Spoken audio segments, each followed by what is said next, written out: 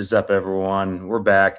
Sorry, we're a bit late. We're going to have a quad box for this show today. Right now, we got three of us. It's Saturday, March 28th. We're down to the Elite Eight. We've had an awesome tournament so far. Last couple of days have been super fun for us in the Discord and bets.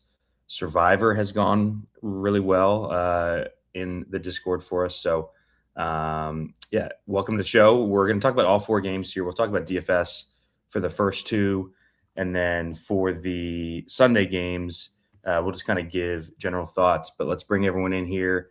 We'll start with Pip. Pip, what's going on, man? Thanks for joining us again. This is show number 4 or 5 for you this year with us. Yeah, no, I'm loving it. Thanks for having me again. That was a good DFS night last night. Great to watch these games. Feel like these games are like kind of going to a movie and reading what happens in the movie before with Gavin's breakdowns, which is a good thing for us. So I'm excited to hear what he has to say on the games today. But yeah, got lucky last night with an Akpara swap from Toure, thanks to Gav's write-up. So thank you, Gav, for that. And he just seemingly was in position on every single O board and D board and just destroyed Iowa State's front court. So it was a great night. Looking forward to the games today. And I think the DFS slate today is actually really interestingly priced, and we've got real showdown contests. So should be a good one. Happy to be back. Yeah. I'll bring in Christian next. Good to have you on the show, man. Finally. How are you doing? How were the games last night? And go ahead and tell everyone how to find your stuff. What's up? Great to be here. What's better than the tournament? It was so fun being at those games last night and watching the others on my computer while I was there. But I mean, takeaway number one is Tennessee, man. Are they a live dog here against Michigan? That's a big front line. Like they got the bodies in the front court. They're using 9 guys. They turned it over 17 times against Iowa State and still controlled the entire game. Yeah.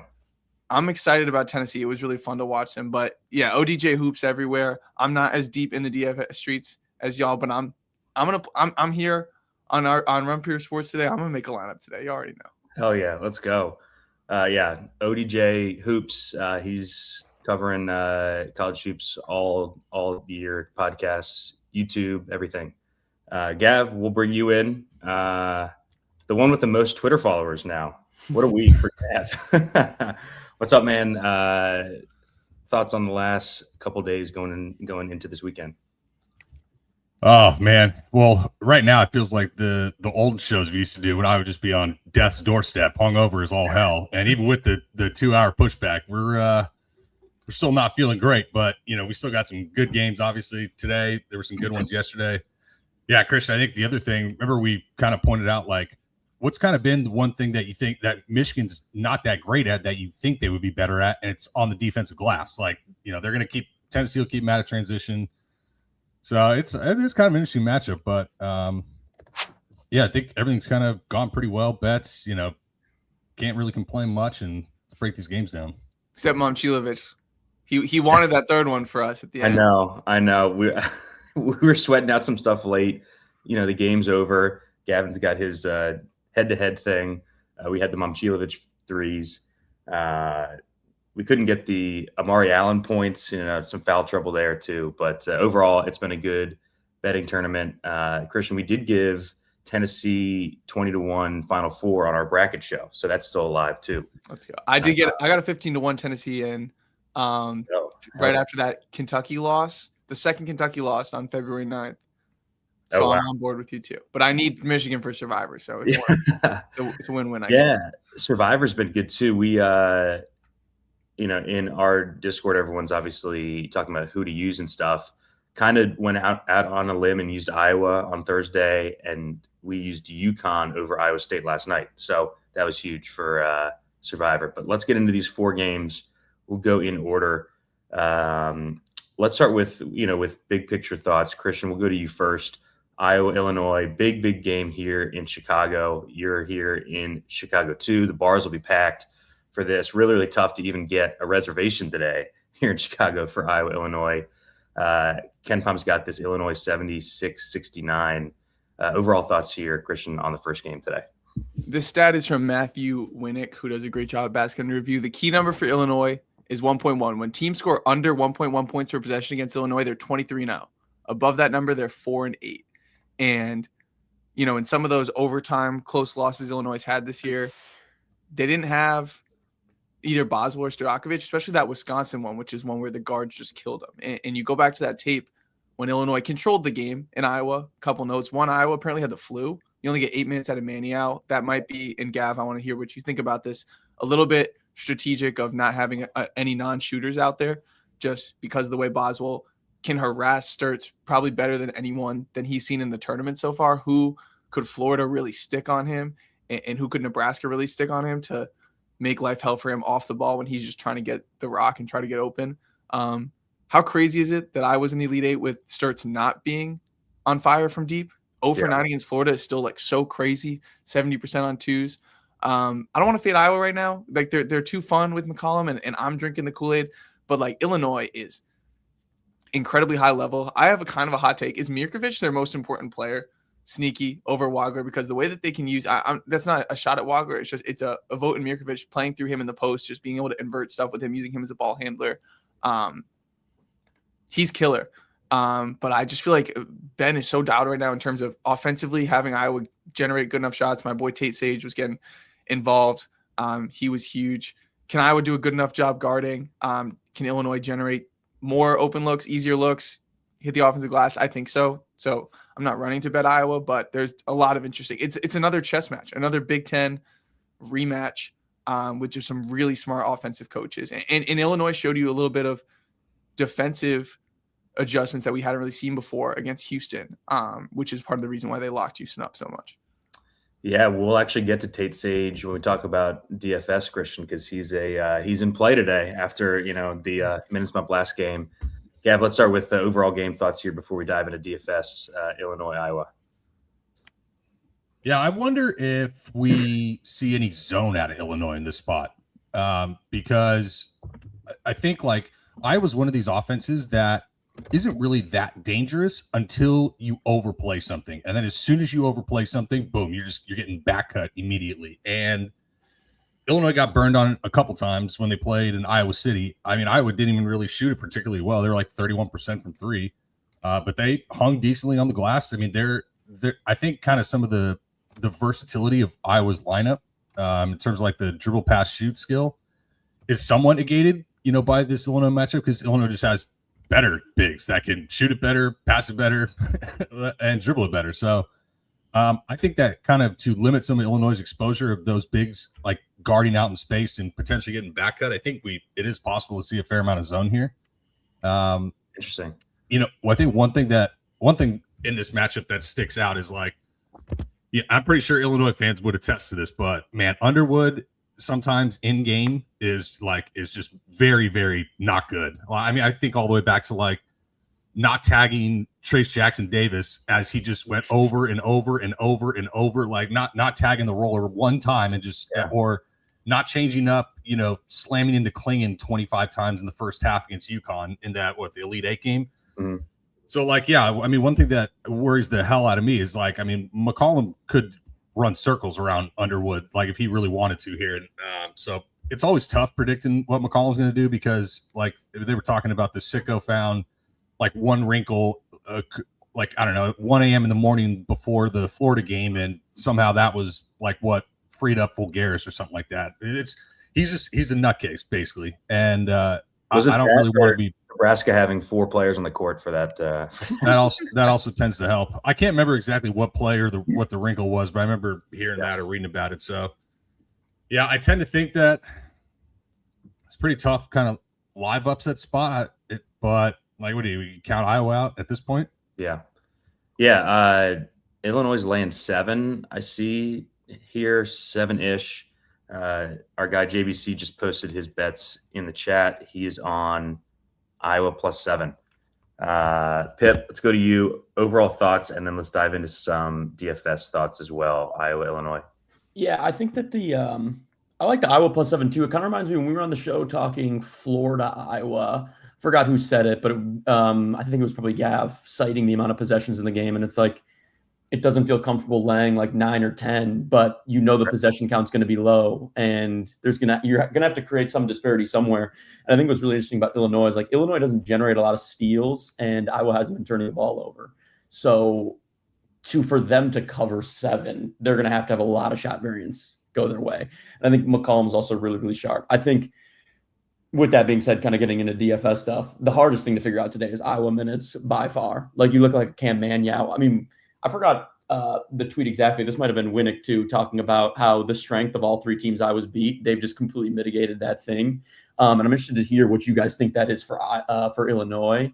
I think it makes Manyow a really interesting DFS play today. He's kind of got pretty variable minutes, but it's hard to believe they don't need his size today. And I think the same thing with Tate Sage. Interested to hear Christian's take on Tate Sage, because it sounds like they're going to need his size, and it seems like he's actually good at the sport. So that's big. And I think the other like general DFS note I have before we actually get into like players themselves is, on a 2-game slate like this, like the way I'm kind of seeing it is like, if you look at team totals here, Purdue and Arizona and Illinois kind of have totals well below their average, and you have Iowa at like 65. And we're playing a game to beat pricing. And when one team is priced down but is at a normal total, and the other are priced up and they're at lower than normal totals, I think that like a kind of contrarian slant I like on this slate is to play into Illinois, Iowa. Although from a game theory perspective, you might be like, why would I play more of the total, lower total game? It kind of just seems like a more interesting way to play today. Now, which players to play in that are hard, especially the Tavion Banks situation today. If you're getting burned by him 2 days ago is tough, but yeah, should be a good one. Yeah, Tate Sage in our group chat, Christian's juicing him up, and I'm just making fun of him. And then he was just the best player on the court, for the second half there. Christian, any specific matchups, any specific players that stand out in this game? Like Pip was saying, Iowa, the minutes, especially in the front court, seem pretty matchup based. I'm not sure if it's either matchup or hot hand, but that they can be pretty variable. Anyone on either side stand out matchup wise? Talk about minutes. I think we're going to get a lot of Kylan Boswell minutes. He played 37 minutes against Iowa. I'm not really a Kylan Boswell guy, as in I don't really love guards who don't demand to close out at the 3-point line and just like miss a lot of open threes just to keep it simple. Like, that's kind of my knock on him. But he's fantastic at shadowing someone off the ball. Like, I was at the Illinois Northwestern game, and it's like you put him on Martinelli, make him front him, just make life hell for him. They put him on top it against Texas Tech, right? And so offensively, like, he scored 17 in that game. They'll put him in like the dunker spot sometimes, like if they'll do like some Wagler. Gavin definitely did. But they'll put Boswell in the dunker with like a Mirkovic Wagler pick and roll, and like he's kind of, when he's the non-shooter on the floor, they'll use him in creative ways like that. So I think there's production there just for how many minutes. I don't know his pricing. I'm on the DFS side, I'm learning from y'all, and I'm gonna make my lineup based on what you guys are seeing some value on the slate. But another note is Stojakovic took 5 threes in this game, and Iowa's really good in the gaps defensively. But I mean, how much can you really come off a lot of these guys on Illinois? You can come off Stojakovic. So he takes 5 threes. The Aviciches took 7, and they went 4 of 12. So like not terrible, but McCollum is a wizard. And if that's the shot that, you got to give something up against Illinois. And to me, I think by far your best option is Stojakovic driving into gaps, like Stojakovic trying to make something happen off the bounce, or him or the Aviciches shooting a lot of threes, obviously more than, the Mirkoviches and the Humberkaus and the Davises of the world. I wouldn't want to play Stojakovic, but he's going to get some threes up because he kind of has to shoot that, right? Or it's like, what else are you going to do if you're that open? On the Iowa side, something I just keep thinking of is like, I think Fulgaris has just like gotten so much better.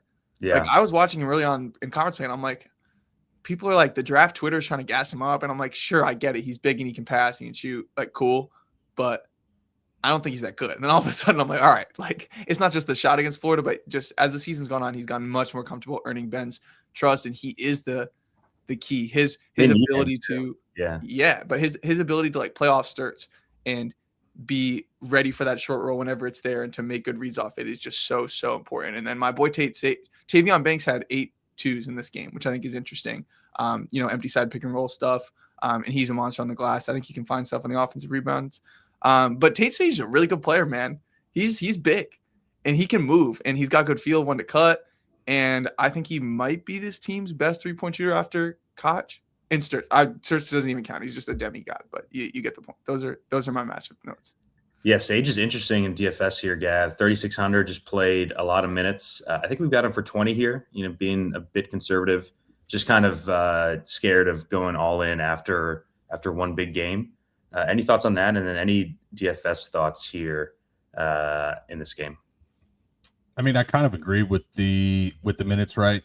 Basically, all of these non-Sturts guys inevitably just have some exposure to minute variance based on matchups that McCollum finds either in game or before the game. So it's always tough to predict these guys. I mean, like this could be like a 16-minute Trevin Jirac game out of like nowhere, and I wouldn't be that surprised. Like the McCollum's just who knows. So we just saw it with Banks last game. So I mean, I was always tough DFS wise. I'm sure whenever Trotter finds his way out of Tarjay, that we'll be getting a Cale Combs text very shortly. But I mean, his minutes have actually been pretty decent as well. And I think I posted something about basically like over the last 5 games. If you look at everybody in the tournament, he is one of the highest risers in his minutes the last 5 games compared to the season long rates, and his usage, same thing. So kind of playing into that. But like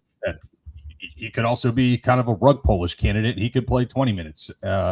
So yeah, it's always just sketchy on the DFS side. So typically I was going to be more kind of MME stuff. Yeah, Pip, let's get your last thoughts here DFS wise at a player level. I know you talked overall about liking Iowa here. Illinois, when they're fully healthy, I think is pretty tough to kind of deal with. The good thing is we've seen the minutes condense a bit. I was really encouraged that Tomey played 29 minutes in that last game. I might lean into that a bit. Been kind of waiting for that to happen, like them ice Hummerkaus a bit, finally iced Jake Davis, and give more minutes to Avicic. So I think that's interesting. At 5,800, he's not going to project great, but on a 2-game slate, he's the type of guy that could put up a score that you need, and he's only a couple hundred more than a guy like Banks, who I think is super live to play 22 minutes again. Yeah, I think, well, first off, on the Jake Davis note, really like the under 4.5 points. And I know that this is a group where you don't have to tell them to rip Jake Davis unders. I got him at 3. Jake Davis unders fed families for the first month of the season. Exactly. And you know what? His college career might be coming to a close soon enough. So we might as well send him off into the sunset with another under. But yeah, I also think kind of like the under, not just because of the efficiency and like matchup concerns, but also because I think he's really flimsy minutes roll now. Steve, you said like these aren't fun teams to deal with in DFS. Unfortunately, on a 2-game slate, you're forced to deal with them. Yep. So I think kind of the way I'm seeing it on the Illinois side is like Keaton Wagler, I mean, near core play, 8.2K. It's kind of like one of the cheapest points we've seen him at in a little bit. Obviously, it sucks having Boswell back, but I kind of like condensed rotation, or at least condensed usage in a big game like this. Like I see Wagler having the ball a decent amount. I think Mirkovic is definitely in play. I definitely like what Christian said on Mirkovic being the best player on the team. I also think more than anything, Mirkovic is like the spiritual leader of the team. Like watching that Houston game, like I said in the Discord, like he's someone I want on my basketball team. Like he's going nuts. They're making big plays and he's screaming at the other team, and he's 18 years old. Like he's electric. So I do like him. I think probably in like the second tier below a core play for me on Mirkovic. Actually, the next play I like the most is Stojakovic. I don't know. I don't think people are going to really play him, and I have him actually projected for more than Boswell. I got him by 1.3 on Boswell straight up. Now, the 200 is going to mean a lot on this slate, but they're the same position, and I'd rather play him straight up, especially because I think Boswell will come in more owned just because we know the role better. Yeah. But yeah, then Boswell's decent. I'm just kind of in the same spot as Christian. I'm not like a big Kylan Boswell. I think he's kind of a bot, especially with Wagler in here. It's just not a good role. And then I don't know. Everyone else is kind of an X out to me. I think you maybe could do Tomislav, but I don't think they're going to need Zvonimir's size here. Iowa side, my hot take today, Steve kind of killed me for this when we were talking before this. I think you need like at least 2 Iowa today. Like I think you need anywhere from 2 to 4 Iowa. And I think if you were getting really contrarian, I think you can honestly run 5 Iowa. There's 0 value on this slate. And you're going to have to end up playing some of Cale Combs and Tate Sage and Fulgiris and Koch. Which one you choose is completely up to you. I think Sage is probably the best play on the slate. I'm definitely going to be showing up with Sage. You hear that, Christian? Take Sage, best play on the slate.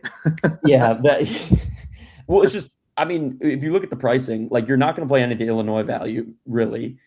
I'm really not pumped about playing an injured CJ Cox. I don't want to play Harris or Benter or Meyer. And then Arizona, I think, is kind of ice Del Orso, and the Purdue matchup we'll get into. But I think we see a lot of Awaka, Pete, Krivas up there rather than Del Orso stealing minutes because they're going to need the size. So, like, that leaves us with having to choose between the cheap guys and a 65 total. So I'd rank them just as closing thoughts, like in terms of my exposures, Sage, Fulgiris, then a bit of a step down to Koch, and then Combs. I think these guys are kind of high floor too. Combs, Sturts, and then Banks and Manyao. I'm pretty low on Banks, but I'm also just got burned by him, so maybe that's a little bit of recency bias. So yeah, I think Banks is consideration. But the prop market hates him. So if you think that Davion Banks plays his 28 to 34 minutes, you should be running to the window and betting over an 8.5 points. Yeah, but it's tough. All right, well let's get into the second game here. That was a good breakdown of the first one. We got Purdue, Arizona 80-76 on KenPom. Yeah, we'll go to you first here. Overall game thoughts, Purdue, Arizona. This is gonna be an awesome one. Dude, do you know how bad my hangover just accelerated when Pip said you need at least 2 Iowa? I mean, I am physically ill now. It's God, but I don't know if he's wrong. That's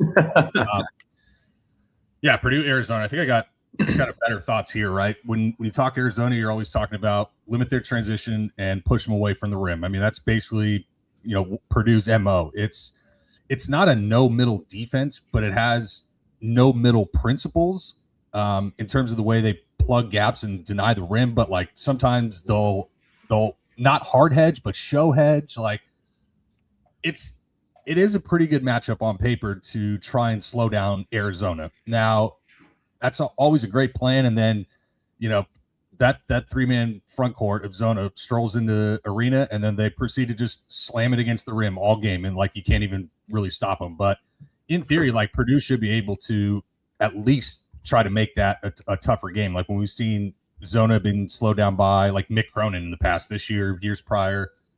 The other thing that Purdue kind of has in their back pocket is like, they obviously have a ton of stuff that they can do and implement sets wise, away from the ball stuff, and just running Lawyer and running Cox and Harris and Meyer and all these guys through screens and kind of forcing Zona's bigs to switch. And then, you can catch them kind of in advantageous positions out in space, guard. So there's kind of a couple things that point to Purdue. I think I'd almost rather Purdue not have gone to the Clough TKR lineup for this one, because it would almost force them to be more 3-point centric, like, and not just feed so much through the post like they have, this postseason to their success. Because now it's going to be against Krivas. Like, Matas sucks ass. I mean, he's terrible, whatever. But Krivas is like the better Lithuanian version of him. So they basically get the same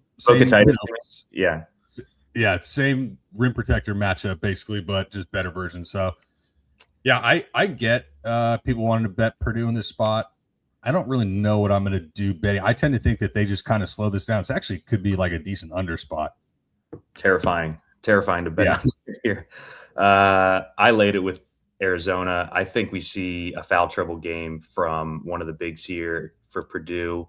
It would be my main concern being on the Purdue side here. Christian, we'll go to you. Game thoughts, Purdue, Arizona.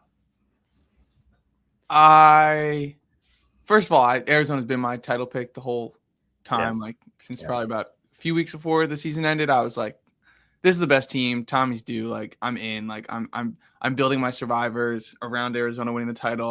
I got plus 550, which is, you wish you had a better number, but I'm still happy to have it at this point. So personnel wise, I still think Arizona is just a much better team. Talk about Purdue's bench. Like, Painter. What are we doing? Why was Omar Meyer in there? He was a duck on defense. Braden would get into the paint, and he's wide open at the top of the key, missing threes, not shooting with confidence, gets lucky that he was about to get his pocket picked in transition, he gets lucky that they call a foul and he misses the front of the one-on-one. I'm like, why is this out here? They got nothing from the bench except some like okay Jakari Harris minutes. And with Cox not being at full health, like Lawyer's got to give you a big game. Braden's got to hit a bunch of middies because that's going to be there and drop against Krivas. I don't know if Arizona, does something different. I mean, you guys were talking about TKR unders potentially, but I mean, he's just so good. And I think Arizona's good enough to guard him one-on-one with whether it's Pete or Awaka that the matchups where TKR was awesome against Michigan because Michigan's leaving him one-on-one. And when he's one-on-one, that's good offense for Purdue. So I think TKR is live, and I don't see how Clough doesn't get in foul trouble. One interesting note, someone made this point, I forget who it was, but in one of the games Arizona lost, who killed them? Badunga. Like they were letting Badunga go at Krivas, and Krivas is a monster. Not that it's a good matchup, but like Clough's a big enough body that he could post up Krivas. Like he could get some buckets. Do I trust him to do that and stay out of foul trouble? I'm not sure. And if Jacobson is in there, see you later. Yeah. Goodbye. So that's why I leave Arizona. When I'm trying to think about how Arizona's going to score, I think just based on what we just saw Swain, Mark, and Pope do, and just Purdue kind of, it's either the drop or it's the hedge from Clough, try to flatten it out, give some time to get in the gaps to keep these guys in front. I think it's a Bradley game. I think it's a Burries game. I think if you're Purdue, you have the number one offense. You're trying to keep this in the half court, keep them out of transition, not, just let your offense win the game essentially, which means against a team that doesn't take a lot of threes, make them take as many jumpers as possible. They just don't guard the ball that well. And like Bradley and Burries are dogs. Like they can get into the paint and make plays and shoot. And sneaky, is this a Delorso game where they just kind of lose track of Delorso can hang defensively because it's Purdue and a lot of, white guys out there. And Delorso just, I don't know, like maybe they do end up going for a more of a drop. And then Delorso's got a lot of catch and shoot threes and he gives you like 20 off the bench. I don't know. Just an idea. Yeah. Arizona. My issue with Delorso is I kind of agree with Pip. I think the roles going the other way. And I think that they're going to need more size here with some more Awaka lineups. I would be super concerned to click Clough here, Pip. I mean, Arizona's got 5 guys that draw more than 5 fouls per 40. I think it's just a really tough spot for Purdue. I kind of want to bet alts on Arizona in this game. Just kind of keep riding them. I don't believe that Purdue can win this game. What do you think, Pip? Yeah, I mean, the Purdue side is tough. I mean, on the Omar Meyer note, he was crying in the locker room after the game. So that's about all you need to know about the Omar Meyer performance. Was that a clip that was getting around? Yeah. He was like, was that you, Christian? Yeah. Am I the only one that saw this? No. I think I'm pretty sure. I didn't see it. Maybe I'll have to track it down after I'm done talking about this and send it in the chat or something. But yeah, he was just talking about letting his team down with his play. He did. Anyway, like the Purdue side, I'm really torn on the TKR thing because my stuff, first off, like general Purdue thoughts, what was interesting about my model on like a team level is, for one, I've got Purdue at like 32 rebounds, which is really low generally. Like for perspective, I was at like 30.5 and Illinois, I've got around 37, around 36 for Arizona. So like pretty bad rebounding spot. So I do really like the TKR and Clough rebound unders here. And same thing with Braden rebound unders. It's just, I kind of just feel like this game's going to be played a lot in the half court. And then another thing, I don't know this exact stat, but I don't know if someone saw this talking about Purdue's record, depending on how many assists they have. And I think we saw last game assists kind of be really prevented. And I've got Purdue assists like 14.9, which is really low when you have someone like Braden Smith on the team. Yeah. Smith's prop is like 7.5, which I think I would be pretty confident in saying that's the lowest I've seen it all season. Yeah. And if Braden's not getting assists, I don't know how they stand any chance in this game, because that means guys aren't hitting shots. Kind of going into like the Purdue side in DFS, like Braden not getting assist narrative also is pretty bearish on a CJ Cox, who's going to be really owned. Now the projection's decent. I would just rather play Iowa guys over CJ Cox, to be honest, if I'm getting a huge ownership discount. And yeah, like Clough, Braden, Lawyer. Like we were watching the Miami game against Purdue, and I remember when it was close in the first half, we were all like, "This is the biggest athletic mismatch, and this could be really bad for Purdue." If that's what we thought against Miami, what is about to happen to this team against Arizona? Because this is about as big of an athletic mismatch as we'll get, especially against guys like Clough and TKR down there. So I'm pretty weary on the Purdue guys now. I'm getting a lot of TKR, although I like all of his unders. I like his assist unders. I like his rebound under. I like 18.5 points under. I like his under PRA. I think also the projection guys are going to like the unders, Christian. So yeah. I like that assist under look. Yeah. For sure. Yeah, 2.5. I've got him at 2 flat, which is, and again, like if you think they only have 15 assists, right? Again, I don't know if Gav or either any of you guys have takes on like the Arizona defensive scheme we're going to see in terms of, are they even going to let TKR pass out of the post? Like, are they going to post double? Are they just going to try to let him shoot over Krivas over and over, and Krivas is going to get 4 blocks here? Yeah. What do you think?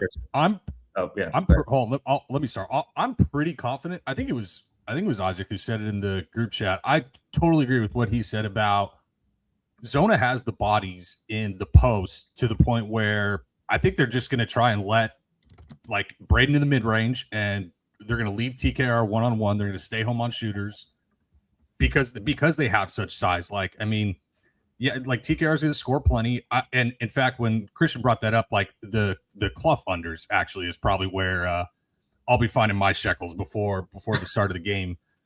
Yeah, I tend to think that's what we see is they're just going to kind of live and die one-on-one in the post and hope that, Krivas is one of the best rim protectors in the country like he is. So I think that's where I'm at. I don't think we'll see a ton wrinkle-wise, from Arizona defensively. Like I don't think you really need to, honestly, in this spot. You just keep Purdue in front of you, make shots as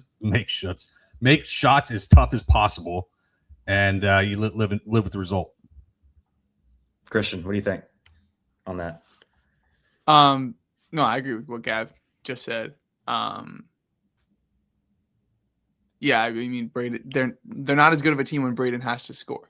If you can make Braden be looking for his shot as much as possible, you're in a good spot against Purdue. I mean, Purdue's 10-0 on neutrals with by far the best offense in the country in those spots. Like, it's a very, very good offensive team. Yeah. And as long as Lawyer and Cox hit open threes and, Braden doesn't have outlier bad shooting from the mid-range, like, they're really tough to stop. But I think, Arizona has the best possible game plan to stop them, right? I would rather lose to Purdue because, it changes when the role players are in there, though. You know what I'm saying? Because if it's Lawyer and Cox, I'm fine with TKR going at a walk and Koa Pete. But when it's freaking Jakari and Meyer, let them beat me, So I wonder if they think about it like that too. Because I think Purdue needs some contributions off the bench. But if Arizona just in the half court, right, just guarding the Braden pick and roll in drop with Krivas, playing TKR straight up, I think Arizona scores more points than what Purdue scores that way, Yeah. All right, let's move to DFS real quick. Pip, we'll start with you. Anything stand out here? We were playing a ton of Arizona guys on Thursday, kind of a combination of matchup and price. Everyone has been priced up, just kind of one full level here, though, Pip. I think it's a much different slate. What do you think? Yeah, I mean, one more game note on the Zona side. I think Zona, I don't know if you just brought this up, Steve, but like Zona alts are interesting. I mean, I think that there's like a real chance here that TKR and Clough get into foul trouble early.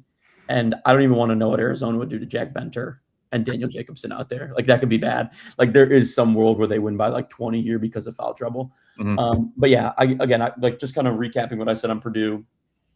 TKR, just because his raw projection is going to be so high, is kind of like a core-ish play here, although I'm like really tentative. I think it's a good GPP fade. I think it's a pretty good play for cash. I think he's going to be really owned.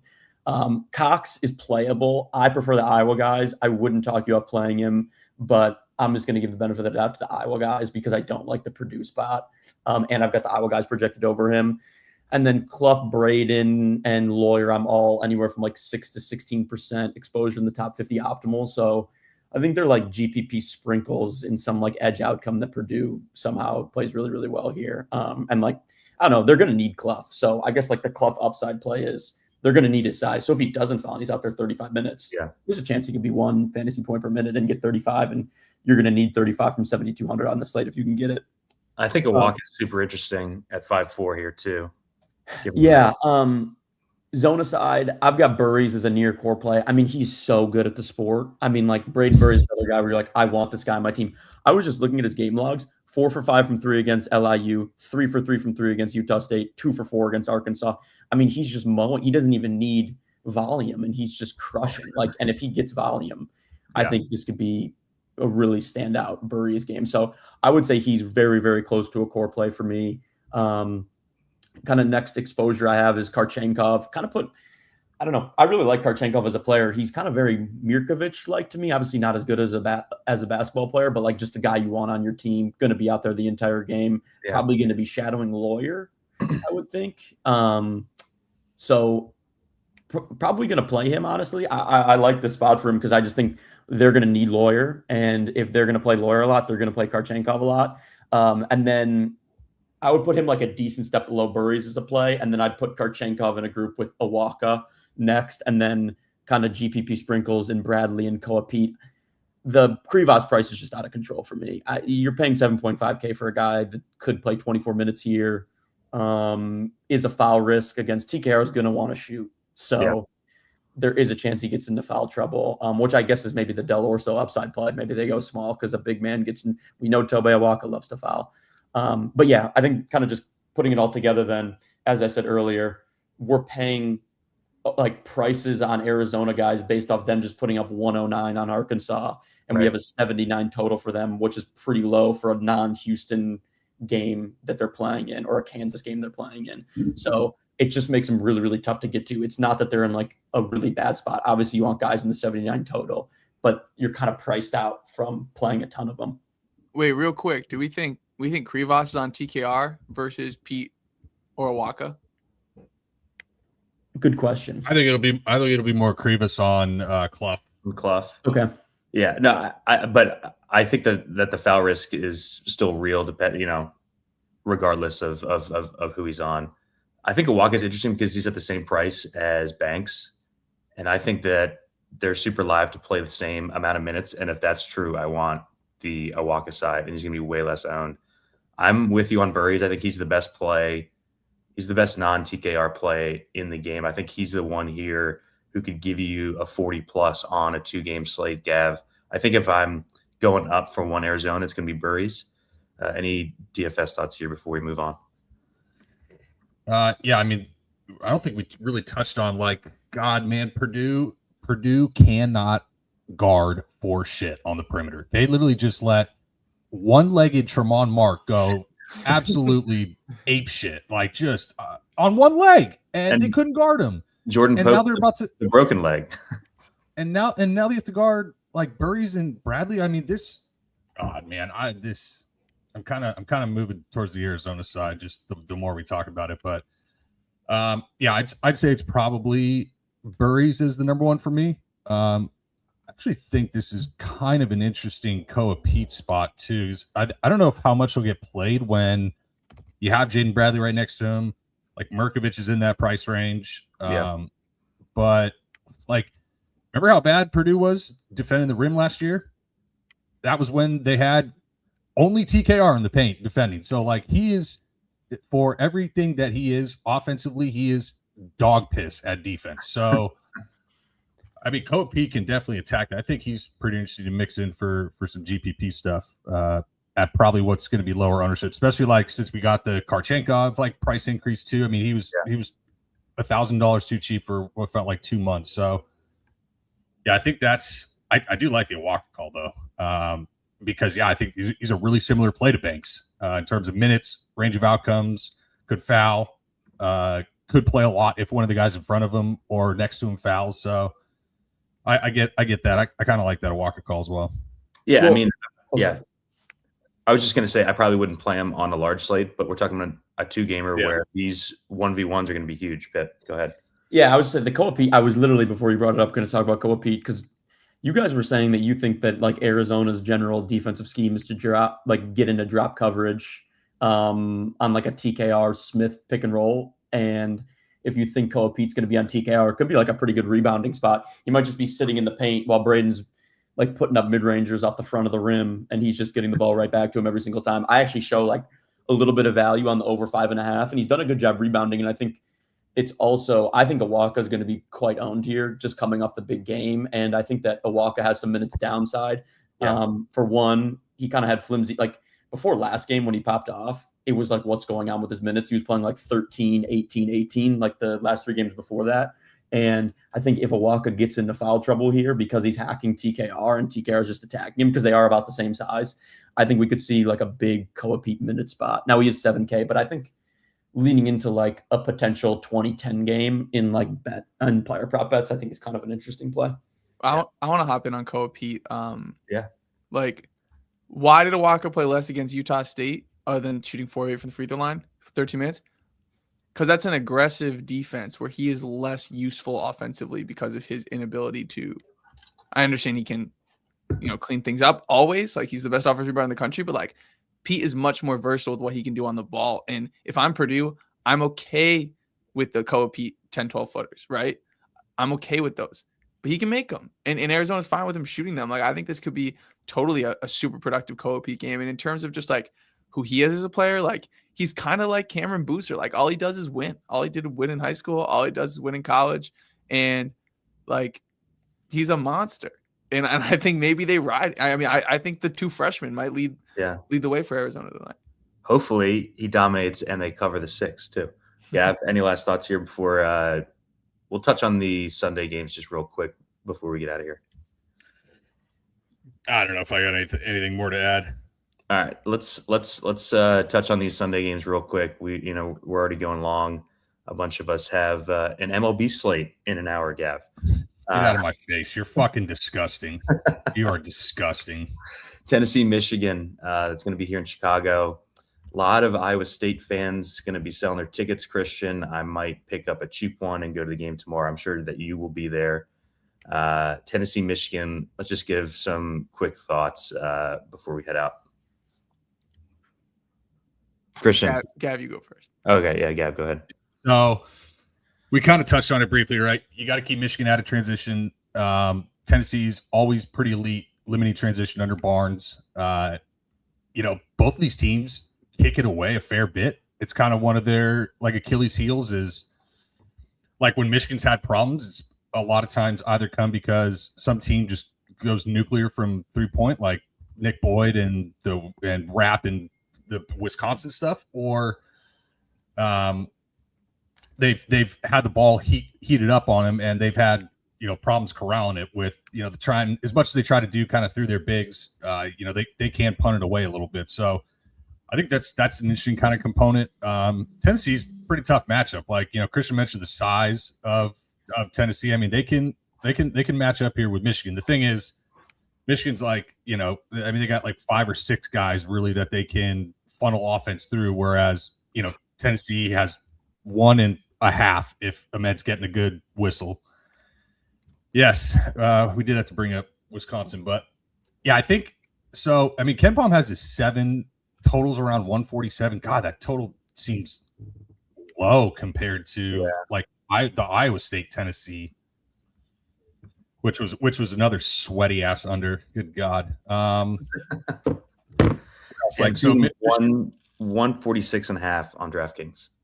Yeah, Michigan's going to try to hard hedge the ball out of Gillespie, and they're going to send help to the rim anytime he gets into the paint. I don't think they'll be doubling like in Ament. They don't really need to because of their length. But yeah, I think Tennessee's path is hold on to the ball, win the offensive glass, and you're probably going to need some decent shooting performances from guys like a Bishop Boswell or something, and Amari Evans is going to have to probably hit a couple threes because with the way that Michigan denies the rim, I mean, you're going to have to be driving kick. So yeah.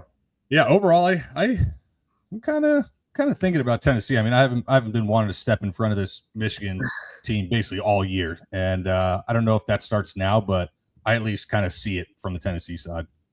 Let me say this about Michigan. Kaysen goes down, and what are they? They lose 5 straight in a row against the spread, right? A little sleepy against Ohio State does not have the personnel to guard Michigan. nor should, and there's a lot on Bruce's plate, but they did some crafty things, made a half-court games, 71-67. They almost won that game. Yeah. Wisconsin, 68-65. Wisconsin can't guard shit. Wisconsin, they win by 3. And then Purdue was the better team, right? Yeah. What have they done since then? They played a freaking MEAC team. They played an A-10 team, and Alabama, who was a turnstile and is missing guys. So are we sure Michigan is back? I'm not sure Michigan is back, and they got Roddy Gale and Roddy Gale was killing us last night. You go crazy. 33? That's got to be the most combined that they've gotten from the bench in a long time since Kaysen went down. That's why the Kaysen thing matters, because you need Gale and McKinney on the ball a little bit, and their threes and transition. Like, I'm not that scared I think Trey McKinney's really good. Like, I think you said this yesterday, Steve. He'll be could be all league player next year. Yeah. But like, sometimes I'm like, Roddy Gale looks like, and maybe this is a little bit too deep in the psychological streets, but like, it's like, ooh, like we gotta let's make Roddy Gale happy. Like, let's keep everyone happy, because like we should probably like, does it make sense for Roddy Gale to be shooting on this team? And let's say wide open transition 3. Why are you taking anything other than that? Yeah. Arizona, like the way the role players get involved, to me, it's a little bit more natural, if that makes any sense. I don't know if I'm overthinking this, but there's a little bit more like, it makes sense to me the way Arizona plays. There's less head scratching. There's not really head scratching moments with Arizona, like there have been on past Arizona teams, with Kirk Carissa or obviously C Love. But all that to say, like in the half court, what happened against Duke when Michigan played Duke? It was in the 60s. Duke out rebounded them by 13, which Tennessee could do for sure. Yeah. And there were a lot of bad half-court possessions, which we saw bad half-court possessions against Wisconsin and Ohio State. So against a Rick Barnes team back in the Elite Eight for the 3rd straight year, who can use 9 guys. And yes, sometimes you got to plug your nose when you watch Tennessee play offense, but also sometimes you just got to switch your mindset. I've always been like, this is gross, but then you switch your mindset. It's like sometimes with like Mark Mitchell's my example I'm going for. Watching Mark Mitchell's gross until you flip your mindset of, I kind of like it. He's getting to the rim. Like, no, Mark Mitchell's always gross, Christian. It's always gross, but it's a level of gross that you can convince yourself into. And like, that's the thing with Tennessee. Think about it. I literally talked to Nate Ament in the locker room Friday. And he told me my coaches would rather me take a tough shot than turn the ball over. And I watched Barnes get on him, because he can get to a pull-up midi or a fadeaway with 2 guys on him at any time. And even if it's Yaxel on him, he can still get it up. And when he's getting it up, Jalen Carey is this wide. Akpara is a freak. Dwayne Brown is ginormous. And Estrella is really good. I wonder, Gav, if you have thoughts on this, can Estrella get a little post work one-on-one, whether it's Mara or Merez on him? Like, I think Estrella is really good. I think he could. So I'm drinking a lot of Tennessee Kool-Aid right now. I don't know if I'm going to bet it just because of the Survivor stuff. Like, I've kind of set everything up to have Michigan win this round and then Arizona next round. But I'm kind of buying Tennessee right now. I think they're a live dog in this spot. I mean, it's the same spot that we talked about on the show. Nothing's changed except that Tennessee's looked good, even better than I thought they would. Pip, I was sitting next to some Bama fans last night, and when Gale hits the 3rd 3, this guy's like, the season ends because of Roddy fucking Gale. I mean, like A&M last year, man. I was on A&M big, and when Roddy Gale killed me last year. This is a weird game. Yeah. I agree with Gav. The first thing I noticed, 146.5 total. I was just looking through my database. This is the lowest total they've played in all year. The only one that's the closest one actually was when they were 8.5 point favorites at Iowa, which, looking at that, they got outshot by 19 shots in shot volume, and they had 18 turnovers. Very interesting comp game. So I think this game comes down to 2 things in terms of Tennessee being an outright dog. Like, I think what's really good for Tennessee is their floor is pretty high, because even if they foul in the front court, they've got a lot of depth there. And I thought it was kind of interesting. Akpara was like mowing the entire game, and he didn't close the game. They went with Jalen Carey, which, I don't know. That was kind of an interesting move. So I think it comes down to, how good of a coach do you think Rick Barnes is at scheming up, turning them over, and playing the right bigs at the right time, and not just not playing Estrella? Because I truly think Estrella and Akpara are heads above Carey and Dwayne Brown. Not to say Carey and Dwayne Brown can't give good minutes, but just in a general sense. And then the other big question is, who is Nate Ament? I just feel like this is just the most yo-yo experience. He was terrible out of the gates. Then in the second half of conference play, it was like, oh my God, this kid is so underrated. He's like definitely a lottery pick. Then he's terrible the first 2 rounds and looks clearly hurt. And then yesterday, everyone's like, Nate Ament's the cornerstone of this team, and he's like the greatest player. And I'm like, I don't know. I don't know what to think on him. Like, what version of Nate Ament? Like, this is also, as someone that's a foul baiter going up against legitimate rim defense, I'm just a little bit tentative because I think a lot of them being live depends on how good he can play. Because obviously you're going to need one of your top 2 players to play really well. I really like Jacoby Gillespie. I don't doubt what we're going to get out of Jacoby Gillespie. I think he's going to do a great job on Cadeau. I'm just concerned about Nate Ament here. Yeah, and the minutes are concerning too. We still haven't seen him play 30 in the tournament due to injuries, and last night due to fouls. Let's touch on the other game real quick before we get out of here. Duke and Yukon. Yukon heroes for us last night in Survivor. Christian, we'll go to you first. We used Yukon instead of Iowa State last night. That was huge, but big time. Tough matchup here. We got a 133 total I'm seeing on DraftKings. Duke land 5 on a hook here. Can Cam Boozer or Gongba stop Terrace Reed? I'm not sure. Terrace Reed's a freaking monster down there. How about that little reverse pivot he's going to? He left some points on the table too, but they want to ride him as much. Yeah, don't remind me. I'm sorry. He left at least 2 on the table, Gav. I know that. Had 4 assists too. Was diming. As Gav said this as well. Like, you can't have the Terrace Reed foul trouble game against Duke. It's good night if that happens. But Jay Stewie coming. I know you only got 3 minutes at Jay Stewie, but it's nice to have another body out there, like as a last resort. But I think something really interesting here is Duke's 3-point rate, because UCLA hit 5 threes, only took 13, and Michigan State, I mean, they can't shoot, but they hit 4 of their 16, and UConn's really good at taking away those kinds of looks. And outside of Isaiah Evans, are you scared of any single player on Duke shooting from the perimeter? Not really. I mean, Dame Sarp, hit 4 against TCU, and Mania can, Foster can. Is Foster okay? Was that just like season on the line adrenaline? Like, is his body okay? I mean, I like having less Caden Boozer minutes and having Foster out there. You see what he can do. I mean, Boozer probably goes and gets you 25 and 10. I don't know what his DFS. I assume he's the most expensive player for sure in DFS, and everyone might play him, but he's going to do his thing. But I think UConn's live, but very half court game, right? And Duke's switchability with UConn's off ball movement, I think they can do a better job on UConn than a lot of teams. And even though we still feel like, Mullins or one of these dudes can like have this 3-point explosion game, and they started 6 of 7 against Michigan State last night. Yeah. I don't know if I have enough confidence in UConn to score good enough against this elite defense. So slightly into Duke. Yeah, I have a pretty strong lean to Duke in this game, especially seeing good minutes out of Foster yesterday. I think this is where I'm hopping off the UConn train. It's just so clear how they lose this game. Terrace Reed gets in foul trouble early. Ryba's got a guard in the paint for more minutes than they want. I thought it was super discouraging that we saw 23 minutes out of Demery last night in a close game. He's not as healthy as we thought. That was one of all 3 of our stands last night. I know Pip had him too. I'm officially concerned on Demery. I mean, 23 minutes in a 2-possession game in the Sweet 16 is just not what I was expecting. I think Duke is live to put it on UConn, especially if we get a Reed foul game.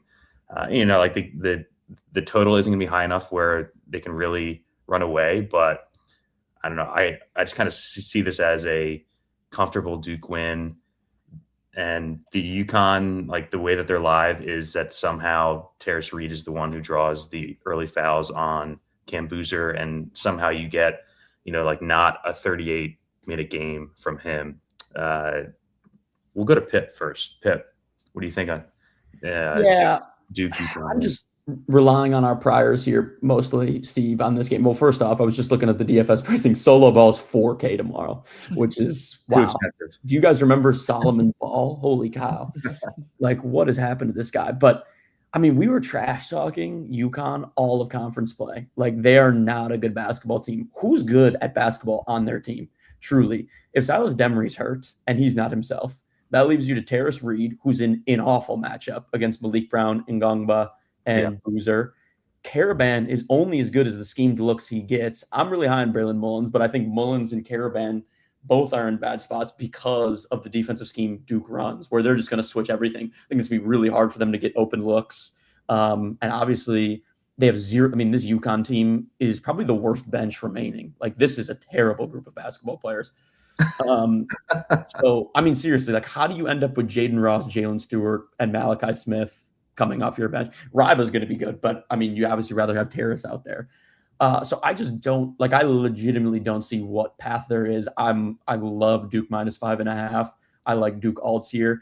And another thing on UConn I want to bring is, like, first off, when they were like playing well in the Big East, they were 11th in KenPom because they weren't beating anybody or anybody handily. They barely sneaked past Furman. Like, Furman was in that game the whole time. If it weren't for Terrace Reed having the greatest game since 1968, who knows what would have happened.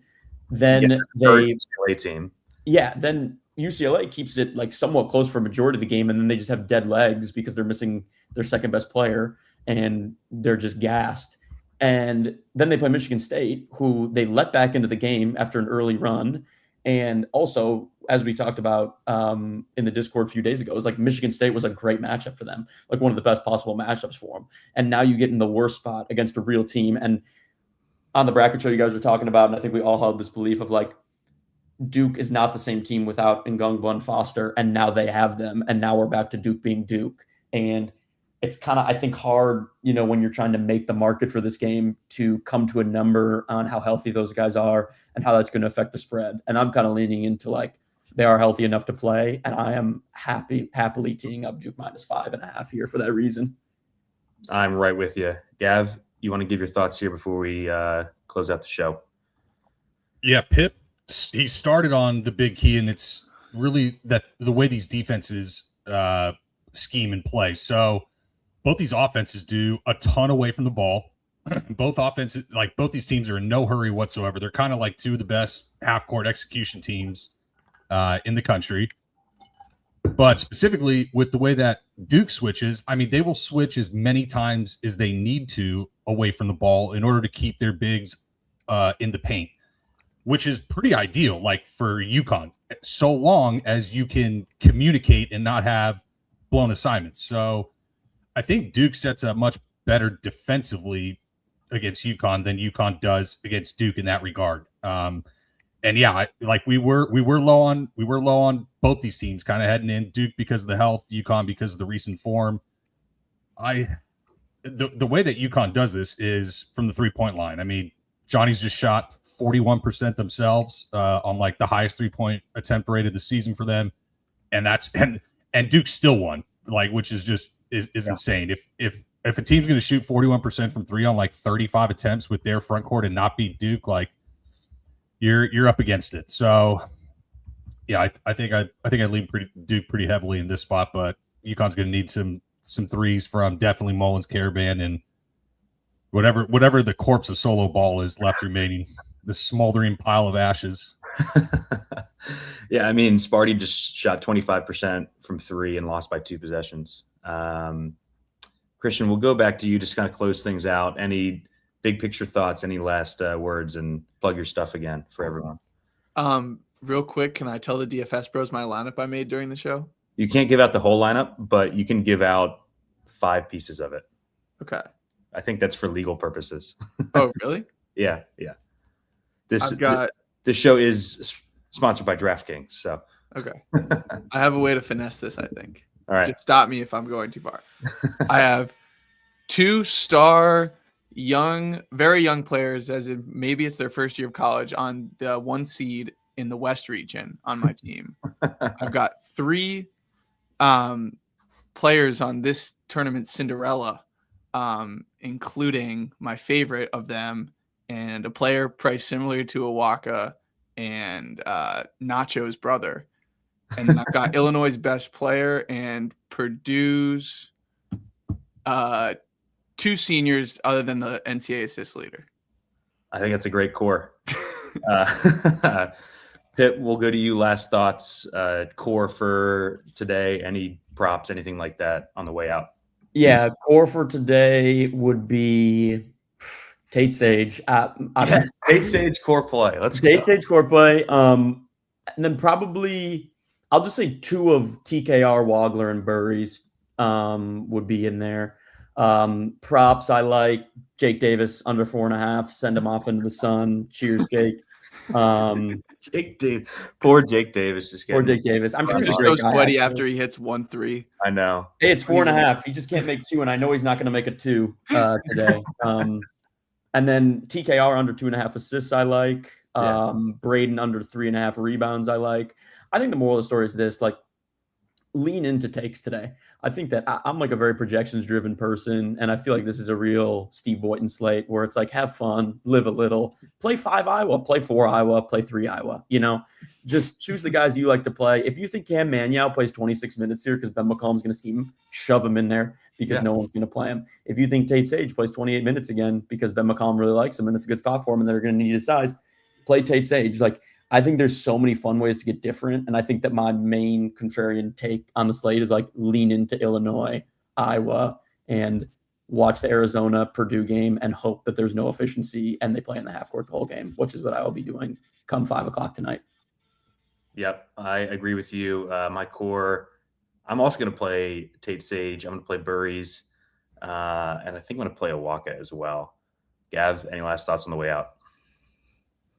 Yeah, I'll have all my stuff up on the site, but I will not be responding in Discord for the next couple hours because holy piss, do I need a nap and some water. I'll be sweating out space dust out of my pores under my sheets. Well, we have 6 p.m. Eastern lock time, so you got plenty of time. Nice. All right, that'll do it for the Elite 8 show. Thanks for all you guys for joining for an hour and change here. Thanks, Christian, for joining us. Go ahead and follow all of his stuff on you're probably on everything, right, Christian? Yeah. I'm focusing on YouTube right now, long form. So check it out. You type my name or ODJ Hoops. I'm getting a lot up there. We'll do some short form stuff in the summer. I'll put that in the chat and I'll put that in our Discord too. Get everyone following your stuff. Gav, thanks again. And congrats again on yesterday. Pip, I'm sure we'll be chatting all afternoon. We got some baseball lineups to make in the next hour. All right. For everyone, shaking his head. Got the Evo Shield hat on. What sport is that, Gav? Come on now. Yeah, come on. For Christian, for Gav, for Pip, we might do a show next week. We'll see you then.